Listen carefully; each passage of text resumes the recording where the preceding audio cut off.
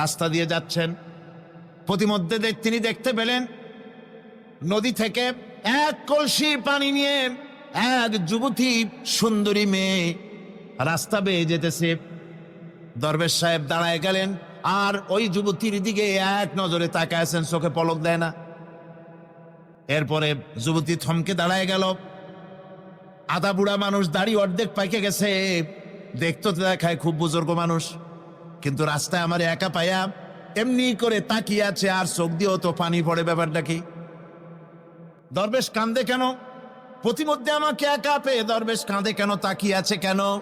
মহিলার চিন্তা জাগলো। শেখ সাদি রহমতুল্লাহ আলাইহি ঘটনা লিখেছেন, বাংলা এক কবিতার অনুবাদ করেছেন। একদা সুখদায়ক প্রমোদা বদন, দর্শন করি মম ঝরিল নয়ন। হেসে কহে সে রূপসী সবিস্ময় মন, কহ দেখি মহাশয় কহ কি কারণ। বিষয়ে বিরাগী তুমি ভুবনে প্রচার, কি হেতু জন্মিল তব মানস বিকার।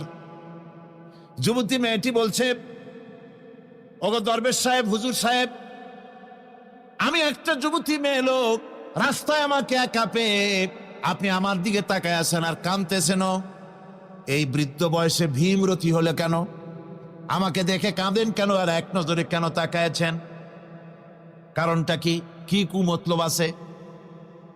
দরবেশ সাহেব বলছেন, হেসে কহিলাম বালে করহ শ্রবণ, নেত্র ঝরে তবু হেতু ভেব না এমন। হে রূপসী মেয়ে, তোমার জন্য আমি কান্দি, একথা একবারও চিন্তা করো না।